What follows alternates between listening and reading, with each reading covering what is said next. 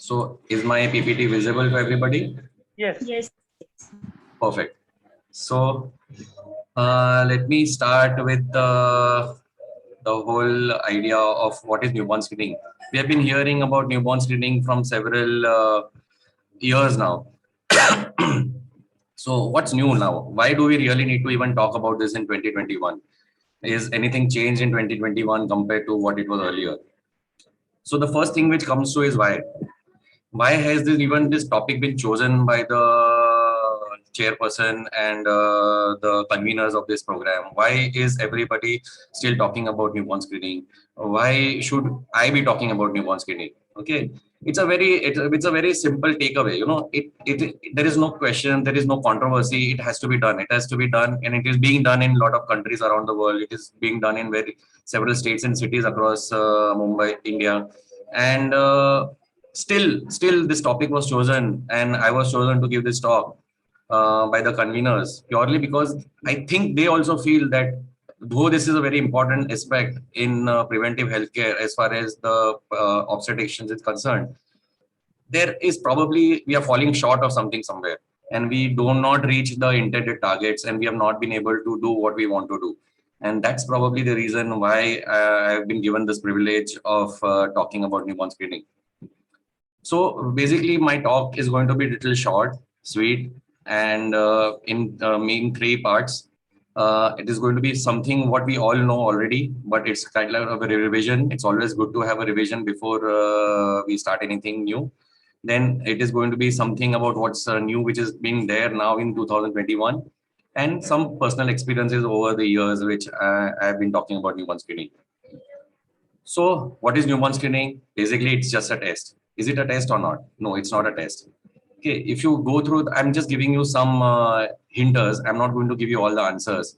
You need to go back, read something more, and then judge for yourself how important things are. So if you go through the National Neonatal Forum, this chapter which is there on evidence-based clinical practice, you will realize that newborn screening is not a test. It's not that, okay, you want to get this test done and you feel that there is a problem, you want to get a certain test done. It has to be taken as a program. Newborn screening is a program wherein you decide how you want to go ahead, and then you go and get every baby who is in that segment screened for newborn screening. Now, as far as newborn screening is concerned, it's universal, and when it is universal, means that every baby which is born in your setup has to undergo that test. If it doesn't undergo that test, then basically it's falling short of a universal screening program. Then the next question comes is who is going to advise? So if you go through two guidelines which are coming from the Western literature, one is the NHS and the second is ACOG, that is American College of Obstetricians and Gynec. They both very clearly mention that it's the responsibility of the obstetrician or the pregnancy caregiver who has to talk about newborn screening and give information about newborn screening to the parents, the prospective parents indeed. Definitely not the neonatologist or the pediatrician. The role of the neonatologist or the pediatrician only comes in once we have done the test and there is something which is abnormal which has been found. Till that time, assuming that a lot of tests would turn out to be normal, the reports would be normal, there wouldn't be a lot of role for anybody else to play, but an obstetrician who would be just talking about newborn screening somewhere in the third trimester, that is post 28 weeks to up to 36 weeks. So this is typically the time when you would want to talk about when you're talking about maybe epidural anesthesia, or we are talking about other aspects or stem cell banking or all the other issues that you're going to talk on. That is a time when you need to also talk about newborn screening. Then the next question is, when is this test done? Is this test can be done on cord blood? No, it cannot. So that is why you have to wait for 24 hours, because whatever test you are planning to do is you have to wait for 24 hours because there are a lot of changes in the peripartum period. So once you wait for 24 hours, those changes settle down. For example, even if you are thinking about just doing a thyroid test, then the TSH is quite erratic in the first 12 hours of life. You need to wait for the TSH to plateau down, and it takes at least 24 hours for all the things to settle down. Only once the 24 hours are over and adequate breastfeeding has been started, then the test should be done. There were a lot of earlier thought processes which used to say that you should wait for at least 7 days before you do any newborn screening test. But now that is all a thing of the past. it should be done after 24 hours. You can do it maybe just delayed by a day, maybe 48 hours, but do not delay it further than that. The best time is to do it before the baby just gets discharged, because then the coverage becomes more than 100%. Now, how is a test done? So if you look at another set of guidelines which comes from CLSI, that is Clinical Laboratory Standards, they have this paper that is blood collection on filter paper for newborn screening. So this is the only way a newborn screening test can be done. You do not do a EDTA blood, or you do not do a venipuncture, nothing at all. It's a simple test. What you do is prick the heel of the baby and collect the drop of blood on the special filter paper. So how do you recognize the special filter paper is basically look at all these 5 different parameters which are there. That is which category of that is 903. It's a filter paper. Then whether the lot numbers and everything have been mentioned. Then the circles which are there, they are of the right diameter. Then the expiry date of the filter paper, and the barcoding or the unique ID identification, so that there is no you do not get there is no confusion between the two filter papers. Then the lancet should be used. The lancet is as per the WHO guidelines. So there is a specific lancet which should be used because it has a certain width and a certain depth, so that it cannot cause damage to the internal organs. The test is done using a heel prick, wherein a heel is pricked and a few drops of blood are collected on the absorbent paper, which is that special CLSI type paper. Then we have other types of newborn screening also, where we are doing for critical congenital heart disease, where you do a pulse oximeter reading in the arms and the foot of the baby. And then there is a hearing screening, which is done, which is by an OAE. So these are the different tests and the ways which are standardized across the world. So then the next question, that once you have already decided you want to do that, what are the tests that you should be including? So basically, I'm just showing you across 4 different options that are available. One is the RUSP guideline, that is Recommended Universal Screening Panel. This is the one which is recommended by the American College of Medical Genetics, that is the ACMG guidelines, wherein it is a superset of all the tests which are available, possible, and treatable. So this RUSP is based on the Wilson and Jugner criteria, which has been adopted by the WHO also. And what it talks is that any disease which is prevalent, any disease which can be treated, any disease which is easy to manage, and you can change the outcome or the course of the disorder and increase the life expectancy or the quality of life. So these are the disorders only that are included in the RUS guidelines. So anything which is outside the RUS guidelines do not fall in the newborn screening program at this point of time. Newborn screening panels basically are a very dynamic thing. So if it is there today, maybe after 2 years, something more will be added, another 2 years, something more will be added. So we need to update ourselves with the RUS guideline and go on seeing on a regular basis if anything new has been added or not. So currently, what does it include? CH is congenital hypothyroidism, CAH is congenital adrenal hyperplasia, galactosemia, G6PD, biotinidase, cystic fibrosis, fatty acid oxidation disorders, organic acid disorders, amino acid disorders, then sickle cell disease and hemoglobinopathies. OAE is for hearing, CCHD is critical congenital heart disease, SCID is severe combined immunodeficiency, and LSD are the lysosomal storage disorders. So this is the RUS guidelines. Now, if you look at the NNF guidelines, so NNF guidelines say that everybody or every baby which is born in India should be screened for these 3 disorders, that is CH, CAH, and G6PD. If you look at the Maharashtra government public health newborn screening program, it has mandated screening for CH and CAH, which is going on in several districts of Maharashtra. And if you look at the MCGM newborn screening program, that is the Mumbai Municipal Corporation newborn screening program, there you do the CH, CAH, G6PD, sickle cell disease, and hemoglobinopathies. So depending on which part of geography you are practicing, you should be choosing one of those. So if you are in other countries outside India or in US, probably it would be a public health program, and the guidelines would be set by the government.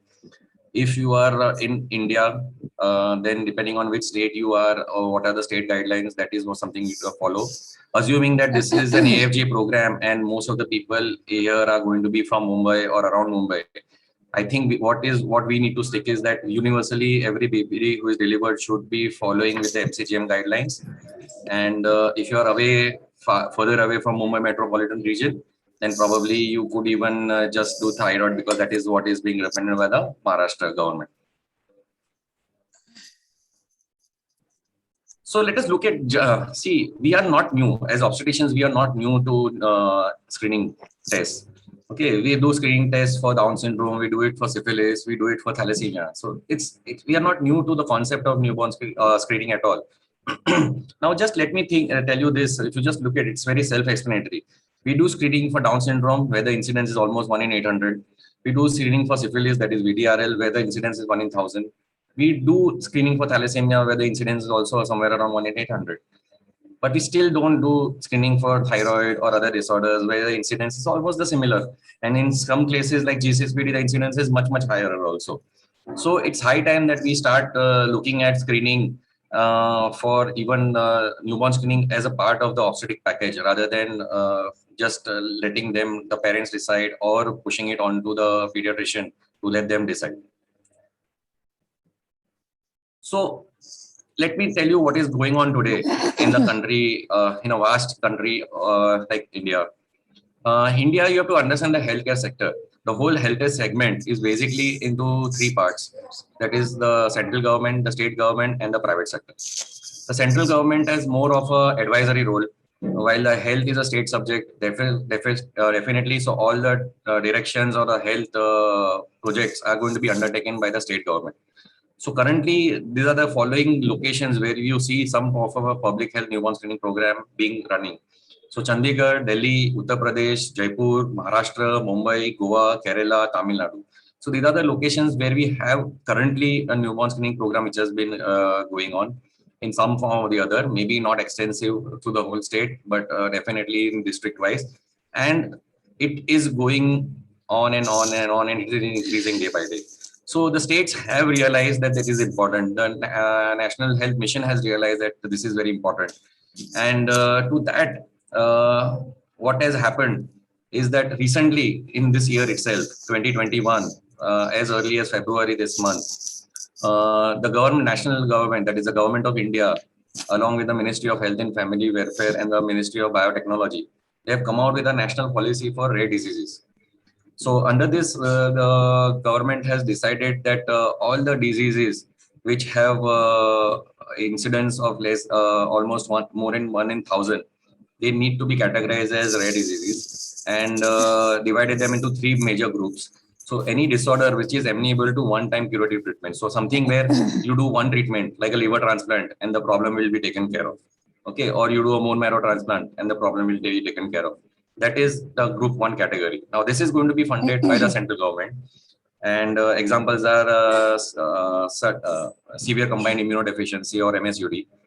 Then there is a group 2, which is diseases which require long-term and relatively lower cost of treatment. So like MMA, PA, that is methylmaloninic aciduria, or propionic aciduria, or a PKU, phenylketonuria, or a glutaric acidemia type 1, where there is no one-time treatment, but they require long-term treatment like supplements or medicines, but the cost is not very high. So this is something which the government of India, along with the state government, are and funded by the NHM, are going to be managing this group 2 of disorders. And then there is this group 3 of disorders. This is for which there is a definitive treatment available, but there are very high costs. So this is something which has not been, which has been categorized, but not being, still government doesn't know who is going to fund this part. And it is looking at alternative cost structures and how it is going to be working. So the government of India and the state governments are requested to focus on group 1 and group 2 disorders, along with other disorders which are still much commoner. For example, thyroid is not part of this because thyroid is a very common disorder. G6PD is a very common disorder. Thalassemia relatively are very common disorders. So they are not part of this rare disease because they are expected that you are supposed to do the test. So this is what is the new thing. I recommend that if you have time, you have the inclination, you have interest, you should read this national policy for rare diseases. It's a very interesting few-page document that you can go through. Now, coming back to Mumbai. Mumbai, we have started this newborn screening program. So this program started in 2019, somewhere in September. And this was a public-private partnership along with Neogen Labs in Bangalore, under which there are 4 medical colleges in Mumbai, that is SAN, NAR, KEM, Cooper. All babies who are born in this hospital or admitted in these hospitals have to be screened universally for newborn screening. Till date, more than 22,000 babies have been screened in the short span, minusing the period of COVID restrictions. And till date, we have already detected several cases of congenital hypothyroidism, CA, G6PD, and hemoglobin variants. And the best part of this program is that from the birth to detection time is less than 7 days. A lot of times, see, in the non-conventional scenario, if the screening would have not happened, this 7 days would have easily been month or 2 months. And what would have happened is we would have cases of mental retardation, especially because of congenital hypothyroidism, or we would have cases of unknown detection of some hemoglobinopathies, or even G6PD deficiencies, leading to jaundice, and we would not know what is the cause. And in a lot of cases, we would have missed out. So definitely, this is a wonderful program. It has been really working very well, and we hope to get some data coming out soon from the municipal corporation exactly as what is the incidence. So once that data is out in the public domain, then it will be very interesting to know how the whole thing shapes up for the country also, because this being a very universal, where it's not just the screening which has been done, but every screen positive has been confirmed by a confirmatory test, and the treatment has also been initiated in all these cases. So the wonderful program, and this is something which is totally implementable even in the private sector. So in case if you are not part of the public healthcare sector, and you have your own nursing home or a maternity home, or you're part of a corporate hospital, it's very easy to initiate such a program. So a lot of hospitals in Mumbai already have an established newborn screening program. For example, Beach Candy, Kokila Bain, Cloud9, Hiranandani, Reliance, Hinduja, and several maternity nursing homes, smaller hospitals, all have started offering universal newborn screening. Only thing is that we still need to focus more and not look at the newborn screening as a test. Don't think of newborn screening as a way that if I feel like doing it, then I will do it. If the baby shows some symptoms, I'll be doing it. Because our experience from the corporation program is that the most unexpected parents, we have got diseases which have been positive. So let me give an example of even congenital hypothyroidism. We found the baby to be congenital hypothyroidism. When we found the history of the parents were totally euthyroid. Neither the father nor the mother, anybody had a thyroid status. And this has been the fact, and it has always been said again and again, that the cases of the cases detected by newborn screening probably do not have any phenotypical representation in the parents, but it is, and hence it has been missed out. So it's not that a hypothyroid mother is going to give rise to a hypothyroid baby, or a hyperthyroid mother is going to give rise to a hyperthyroid baby. In most of the cases, it's a euthyroid mother who is going to give rise to a congenital hypothyroid baby. And that is where the problem is. And that is why the universal screening is important. You can't look at a baby and tell that this is a hypothyroid. Yes, in some cases you could, but in most of the cases, you're going to miss out. And that is going to be a big problem. So these are two numbers, very significant numbers in my life. 2003 is when I started my obstetric practice in private. And 2008 is the time when I did the first newborn screening in my practice. So today, it took me 5 years to understand what newborn screening is, and then start newborn screening in my personal practice. Today, it's been 13 years from that. And over the 13 years, what I've always been getting is, so these are the few questions which I've been frequently asked. So how to start newborn screening, how to counsel about newborn screening, is it costly? A pediatrician will decide. So these are the statements which obstetricians tell, okay, no, I'm not going to make the decision. It's the pediatrician who's going to make the decision. Or I will discuss if parents ask for it. So you're waiting for somebody else to talk about it, first. So let me just give you a brief overview or a brief answer to all this. And then if there are any questions from the chairperson or the participants, then I'll be more than happy to answer them. So basically, how to start? It all starts from the brain. Okay. If you know about it, you think it's important, you can start it from tomorrow. You don't need for anybody like me to even talk about it. Ample of literature is available on the net. ample of information is available from various countries who have implementing newborn screening program. To that extent, newborn screening is considered as the second most successful preventive healthcare program or public preventive healthcare program. First being immunization, and the second is newborn screening. So any country which has started a universal newborn screening program has always benefited from. So if you think you want to start, just start tomorrow. All you need to do is get in touch with the lab which is exclusively practicing newborn screening and has a good expertise about newborn screening. Get in touch with them, get the filter papers, and start pricking the babies from day one. So how do you counsel? I will share my experience. How do I counsel? I basically don't counsel individually because that takes a lot of energy. The best time to counsel is whenever you're doing some group antenatal programs or something. That is the time you counsel, or just counsel them in one simple words, like we do for a lot of other things. Okay, newborn screening is very important. It is going to be done for your baby in this hospital. We do it for everybody. In case if you have any question, you can always get back to us. Out of 198 or 95 parents will not question and they will not come to. So back to you asking why it's important and what, because they trust you. The reason they are following up with you to deliver is because they trust every word that comes out of your mouth. And if you believe it, there's nothing wrong in even making it mandatory. But there will be a few who will want to know more. But there is adequate information. There are websites which are there where they can get adequate information. And if you need, you can always get in touch with me after the program, and I can share a lot of YouTube videos or even links where parents can get adequate information about what newborn screening is. Then the question which often comes out is, it's a very costly thing. Now, how do we define what is cost? What is the value of a baby, a mentally retarded baby for a parent? What is the value of a few thousand rupees for a parent who is going to spend lakhs and lakhs of rupees behind education? Okay, what is the value of money when they are going to spend maybe 40, 50,000 or maybe a lakh in delivery, normal or C-section across various healthcare sectors? So value is something which is very difficult to point.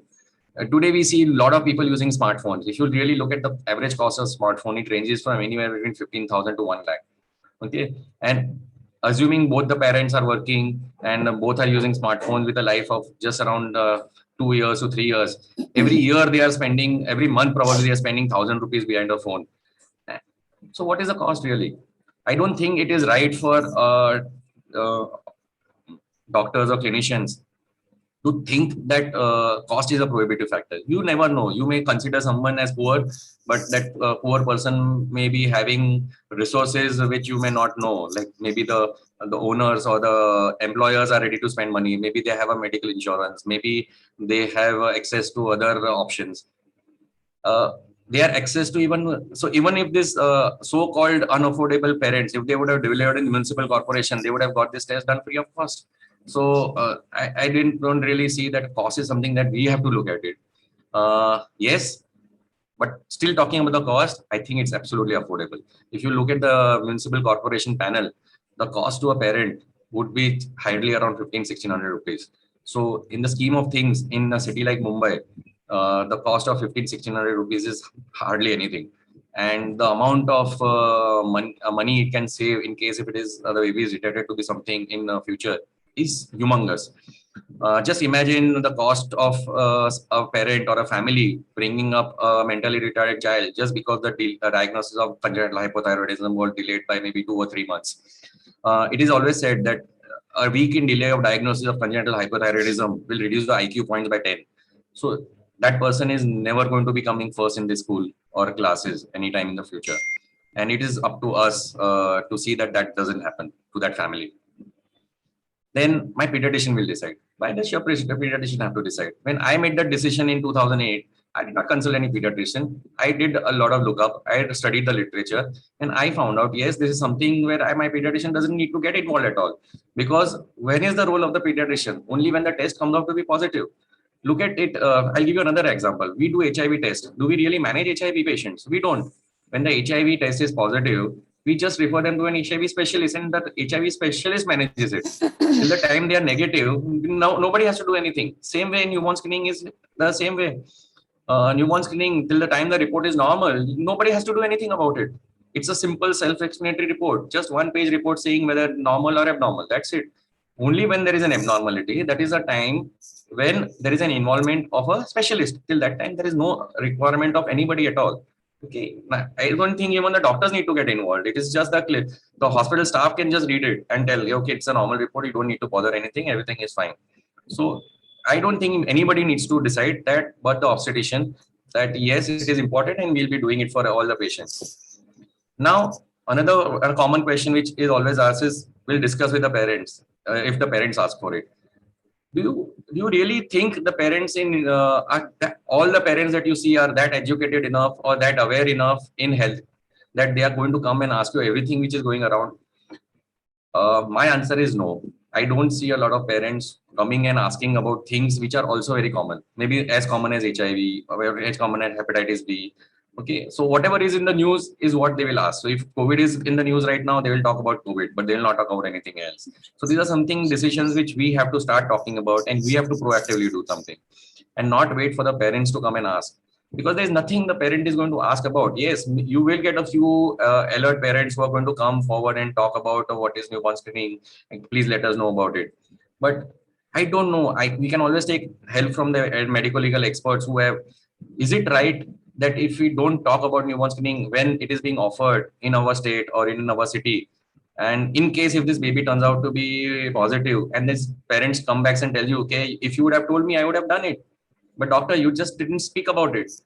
So is it going to be a offense? If it is going to be a crime, is it going to be a medical legal flaw that you don't talk about newborn screening also? So personally, I believe it has to be given mandatory to everybody that who comes and is consulting with you. Yes, it's their choice to decide if they don't want to do it, and it's good enough to document that. That yes, we had offered newborn screening, but they have politely refused or they have declined, and that's good enough. Uh, we have our chairperson who is also a medical legal expert. I am sure he will want to put that in his comment, whether it has any problem or stake in it or not. So this was a very brief talk about newborn screening, because there is so much to talk. If you allow me 3 hours, I can go on talking for 3 hours. But there are so many beautiful topics after me, and so many interesting people to talk. And I'm sure that we can always talk this at some topic. Means I would have said in regular time, let's talk over coffee, but I don't think we have coffee. Only coffee we can have it is in our hands in right now in with us. So yes, chairpersons, participants, you are free to ask me anything if you want. Thank you.